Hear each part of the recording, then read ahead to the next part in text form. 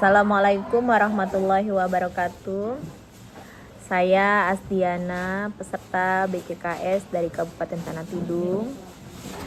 Di sini saya mencoba untuk menjabarkan analisis saya terkait 9 langkah pengambilan dan pengujian keputusan berdasarkan kasus.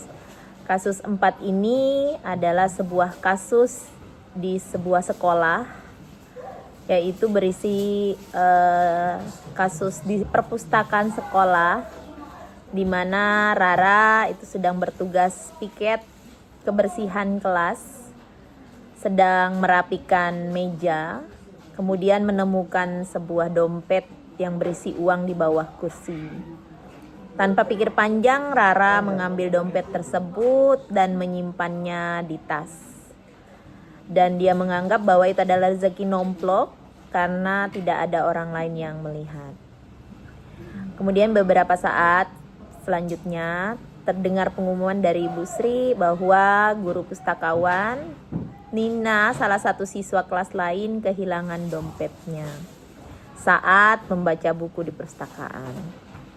Tari yang kebetulan berada di perpustakaan sejak awal itu melihat jelas Rara mengambil dompet tersebut dan memasukkannya ke dalam tas.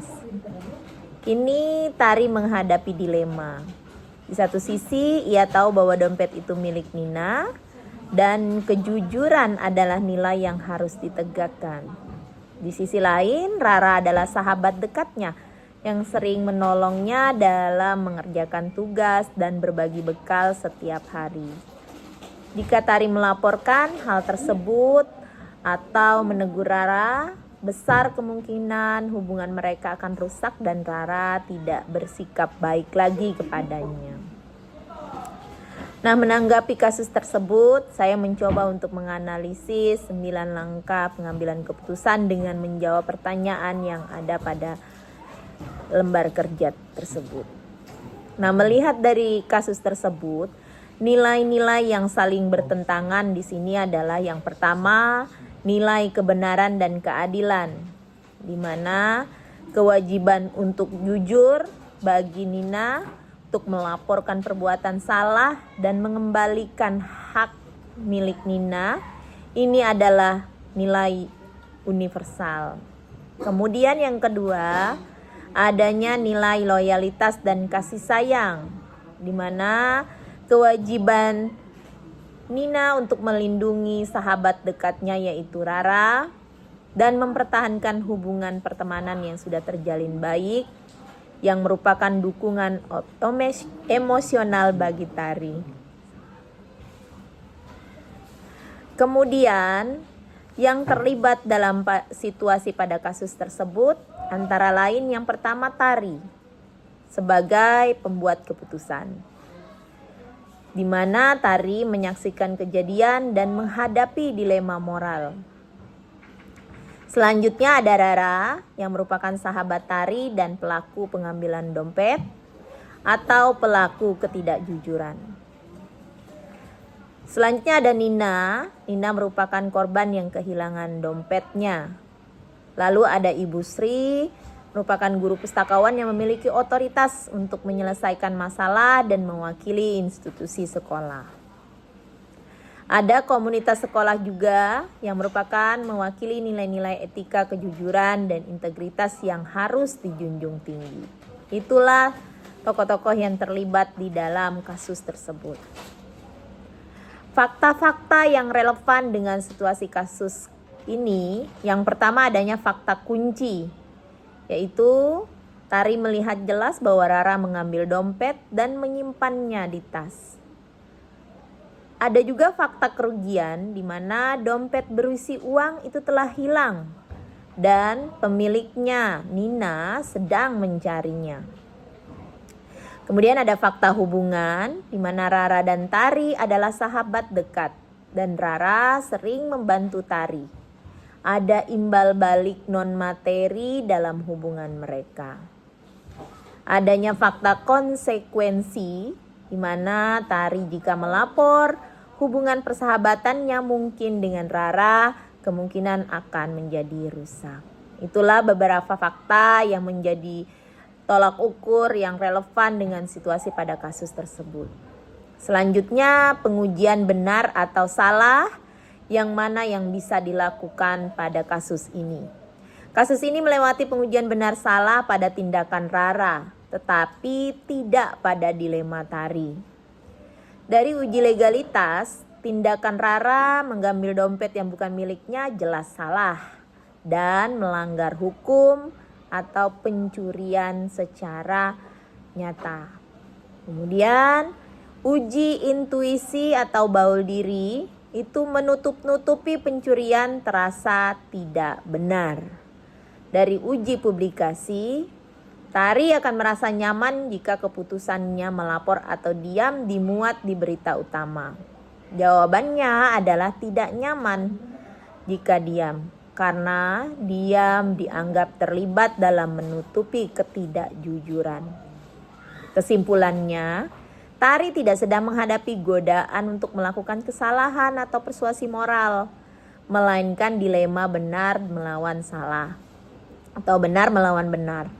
Namun pengujian ini menegaskan bahwa tindakan Rara adalah salah secara nyata karena sudah melakukan pencurian. Kemudian dari pengujian paradigma benar lawan benar, yang dilakukan adalah paradigma yang paling relevan dan mendominasi kasus ini adalah kebenaran melawan loyalitas. Kebenarannya Tari tahu siapa pelakunya dan harus melaporkannya.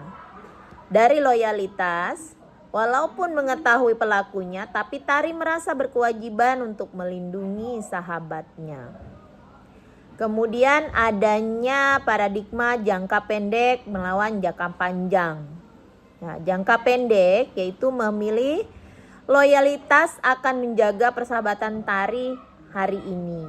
Sedangkan jangka panjang, dia memilih kebenaran akan menjaga integritas moral Tari seumur hidup dan meyakinkan membantu Rara belajar konsekuensi dari perilakunya yang baik untuk karakter Rara di masa depan.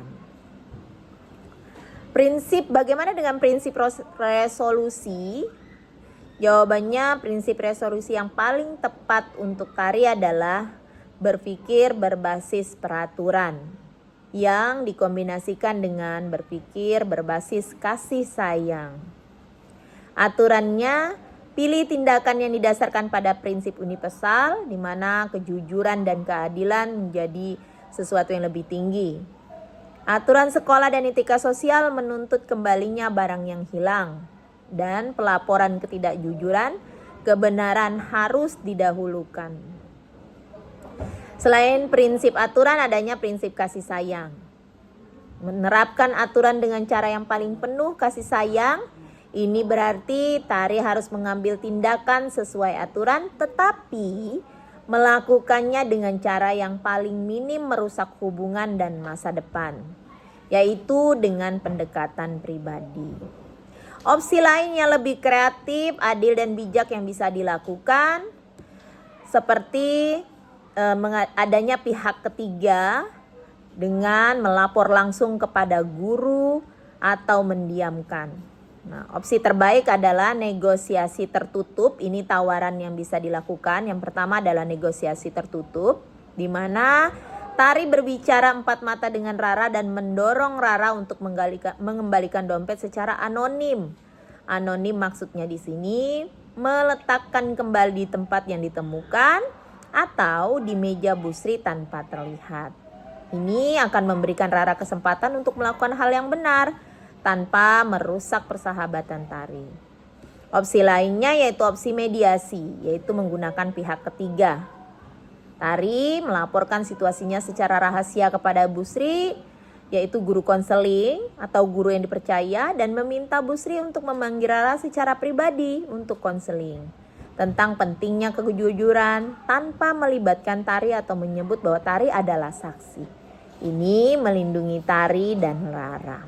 Nah, bagaimana dengan keputusan akhir yang dapat saya ambil, yaitu saya memilih opsi terbaik, yaitu negosiasi tertutup dan memberikan tenggat waktu yang singkat, misalnya 30 menit kepada Rara.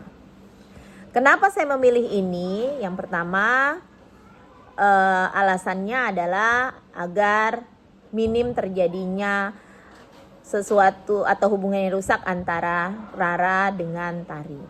Bagaimana saya melakukannya? Tindakan yang pertama, menemui Rara dan minta dia mengembalikan dompet secara anonim. Tekankan bahwa ini adalah kesempatan terakhirnya untuk menjaga reputasi dan persahabatan mereka.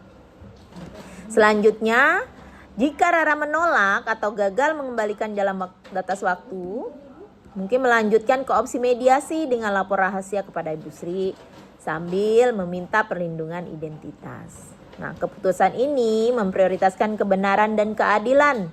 Dompet harus kembali sambil menggunakan loyalitas dan belas kasih sebagai metode pertama untuk menyelesaikan masalah.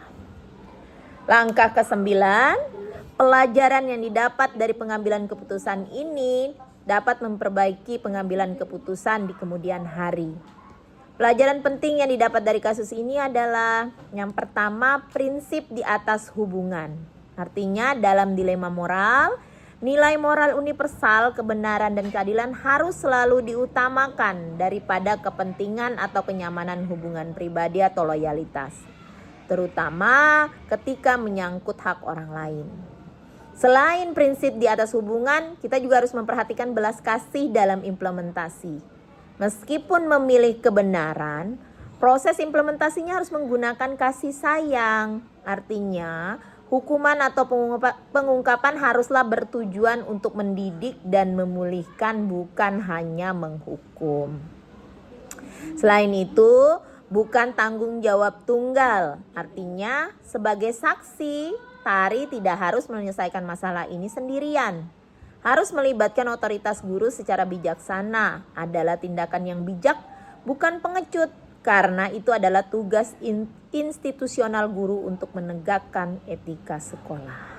Nah, itulah analisis 9 langkah pengambilan keputusan yang sudah saya buat berdasarkan kasus Rara, Tari, dan juga dompet yang hilang di perpustakaan. Semoga dari hasil analisis saya ini bisa menjadi motivasi dan pembelajaran. Dan saya merasa bahwa analisis saya ini masih belum sempurna, jadi saya sangat mengharapkan sekali masukan serta pendapat dari siapa saja untuk menguatkan analisis saya ini. Sekian dari saya, terima kasih. Assalamualaikum warahmatullahi wabarakatuh.